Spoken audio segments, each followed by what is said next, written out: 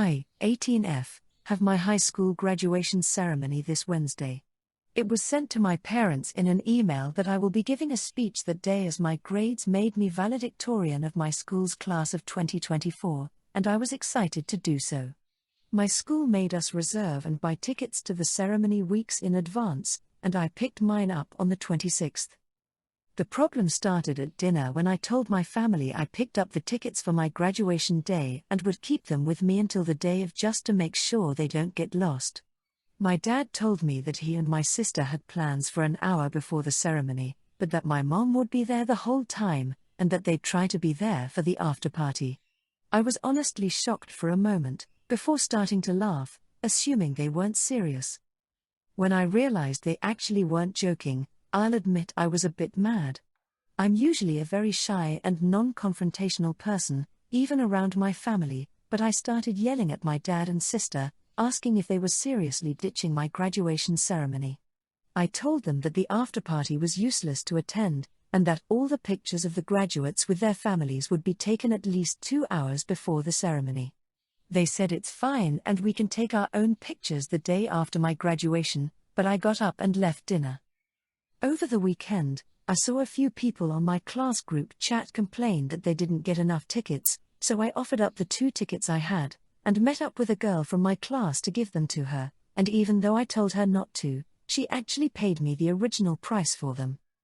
When the topic of graduation was brought up by my dad today during lunch, I told him that I gave the other 2 tickets away and only my mom will be attending, so they shouldn't bother with the after party. He got mad and asked why I would do that, to which I replied that I don't see the point in wasting money on tickets if they're not going to use them. My dad blew up on me, saying I'm acting like a spoiled brat, and it's not like I'll die if he and my sister are a bit late to my graduation. I spoke to a few people about it, my friends and my grandma. My friends said good riddance, and if they consider their plans more important, they can have fun. But my grandma said that while she understands my side, I shouldn't have given away the tickets just to spite my dad, because maybe he would have changed his mind and gone on time. So I'm looking for a non-biased opinion. Comment 1. NTA. You're learning young that people are who they are, and you should treat them accordingly. You're the valedictorian and they actually said they had plans before your graduation, leading you to believe they didn't think it was important enough for them to attend. And then you gave the tickets away. And they are upset? They are so wrong. Just wrong. Congratulations on your achievement. I hope you do just as well in college. And I hope they have learned their lesson and will be present for the next graduation ceremony. Comment 2. As a high school valedictorian who gave the speech, let me say I would have disowned either of my parents if they had even suggested not coming. My grandparents drove 500 miles to hear that speech. It's incomprehensible to me that any parent would say such a thing to a child who has achieved that much. Shocking. You can't be the R, because there is a black hole like a vortex in your family, and you know exactly where it is. Comment 3. NTA. I'm doing this right now for my daughter's graduation. Anybody who won't commit because they're holding out for, I guess, something better to do, loses their ticket. And if you're skipping my ceremony not because you can't attend but rather because you don't want to attend, you can skip the party too because clearly we're not important enough. I'll be sharing my extras with other kids who need them. The only thing I'd say is you need to give them a few days to wake the F up after your reaction, but after that, you're good. My dad has me, 16M, going to therapy with him. Background: my parents broke up when I was just a baby. They were never married. Dad wasn't in my life as much when I was really young. He had to work out of town a lot. So I would see him every other weekend, and if he could take me for 2 weeks in the summer he would. Sometimes I went years without seeing him for Christmas too. He only quit the job when he met his wife Lisa when I was 9. I admit it stung a lot. They got married fast, 8 months of dating. And I was 10 when Lisa was pregnant for the first time. My mom ended up having a brain aneurysm the day Lisa had their first kid. My dad was told and he said he couldn't make it because Lisa was showing signs of early labor. He wanted me to be brought to them, but I refused to go and I told him Mom was dying and I needed him. He told me he couldn't leave Lisa or miss seeing the baby be born. But he said he wanted me by his side, so come to him. I ended up staying. He didn't come. My mom died the same day his second kid was born. Then he tried to take me to the hospital to see the baby like 12 hours after I lost my mom, and he talked non-stop about the baby. I told him I'd never forgive him. And I haven't. Lisa told me I should understand and be happy for them and their daughter, that she got to have Dad watch her be born. I told her they weren't my problem. She said I had a bratty attitude. I didn't care. I stopped being close to Dad. I never developed a relationship with his daughter or his other son. I don't have a relationship with Lisa. Dad tried therapy a few times. He tried telling me to see the positive, to take joy in the fact I got to come home to a baby sibling. I told him I'd rather have my mom. I told him I wanted my dad with me in the worst moment of my life. But his wife and new kid were more important. Over the years he told me he wanted things to get better, but I didn't. A few months ago Lisa said I should live with my grandparents or my aunt out of state if I feel this way. I said I agreed. Dad thought I was joking and it took him 2 months to realize I was serious, and he brought me to therapy. The questions started. Don't I love them, him, Lisa and the kids? Don't I want us to move past all this? No is the answer to both, except for maybe loving Dad, but I'm also angry at him. Then he asked me if I really wanted to move out. Yes. Then it was imagine how Lisa and the kids feel. I don't care. The therapist lets him ask and lets me answer. They never really say much. He asked me if I cared about his other kids at all, and I said no.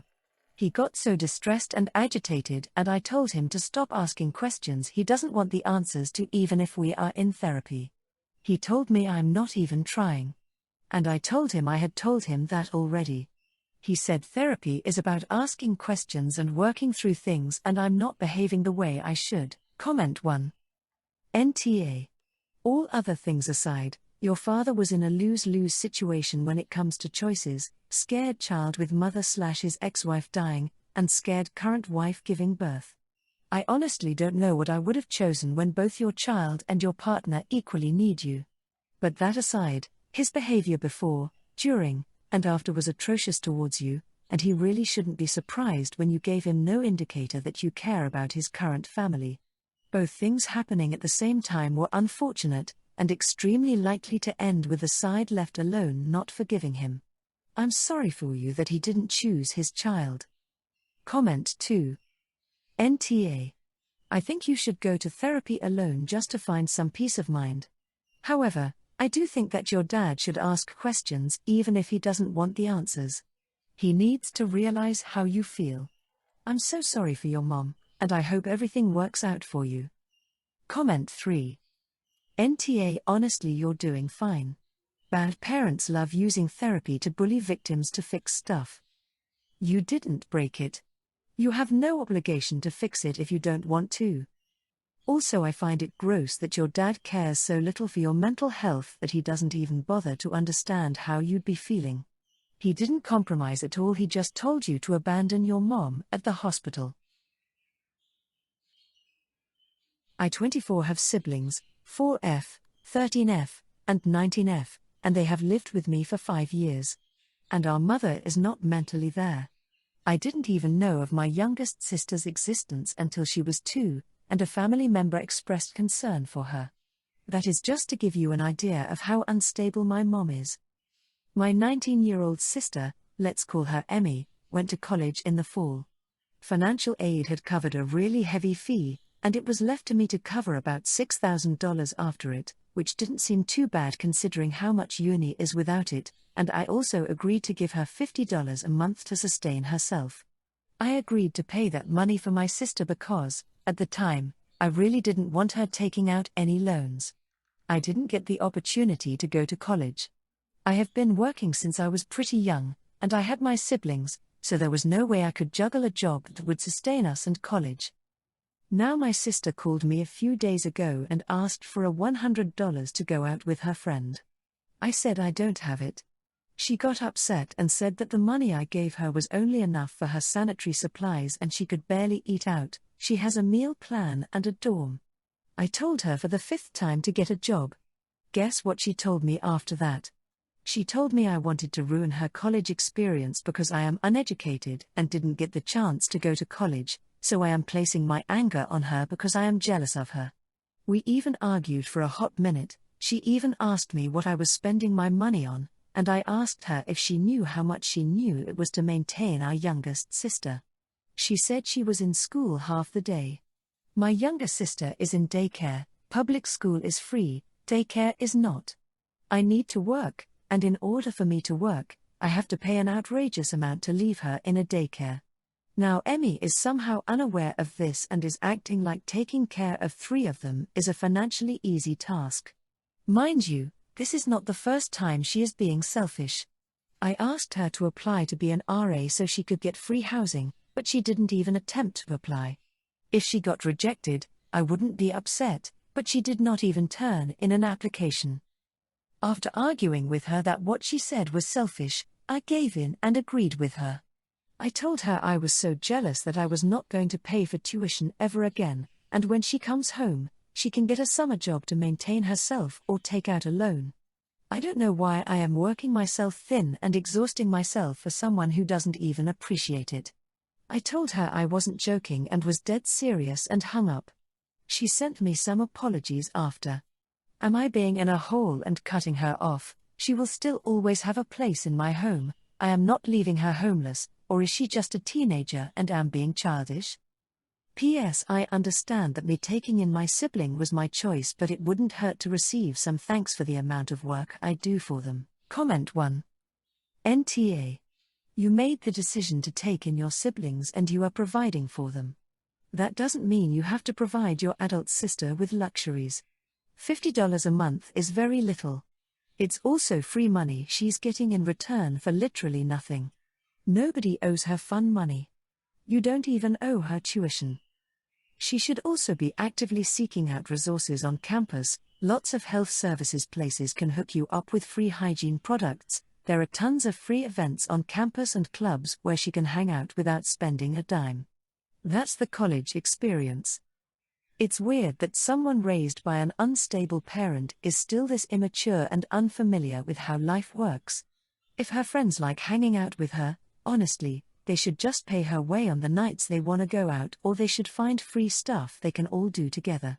Part of growing up is making that kind of thing work within everybody's means. OP comment 1. This is what I genuinely don't understand. She doesn't comprehend how much I struggle financially, yet she the second born. The only reason she was able to get the fin aid she got was because we are dirt poor. We are talking and she asking beside her tuition, what do I really need to spend money on, and her thinking, what type of stupid question is this? How does one grow up poor but can still act privileged and spoilt at times? Comment 2.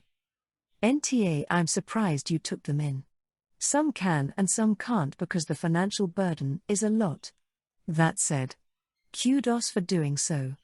It is time Emmy stands up on her own. You did a great job helping her get a start, now she has to take it and run with it. Let her pay her way. That is not your obligation when you have 2 others to support and help them get a jump on life as well. I think she'll appreciate her college experience more and all you have done when she has to work for it. I have been my 12-year-old niece's legal guardian for a couple months. My niece is a tiny kid. She's about 4 feet tall and maybe 40 pounds. We're trying to get her to gain some weight, but she has an autoimmune condition that is making it difficult. She's currently in 4th grade and she's still one of the shortest in her class. She has a high-backed booster seat in my car. She's never cared until a couple days ago. I took family medical leave and used almost all of my PTO when I took her in, but now I have to go back to work. I was debating between getting her a babysitter or having her go to the after-school daycare, but I heard that a teacher's daughter nannies for a girl in my niece's class and she gave me a great price, so we're trying this out. I explained the booster seat to the nanny and she told me that the other girl also has a booster seat, just a backless one. I thought about it, but I'm really not comfortable with my niece being in a backless booster. She barely meets the weight requirement for a booster seat, and we've already had so many health issues since she's moved in with me that I need her to be as safe as possible right now. I took her with me to get her booster seat and to drop it off with her babysitter, and when she saw that we were getting a high back seat, she lost it. She said all of the other kids are going to be mean to her and I'm treating her like a baby and she doesn't want a babysitter if she needs a booster seat. I tried reassuring her that nobody in her class is going to know, except for the other girl the babysitter will be watching, and I've volunteered in this class enough to know that this girl is the sweetest thing and won't say anything. Still, nothing I say is making her feel better and she's threatening to refuse to get in the car with the babysitter tomorrow. Comment 1.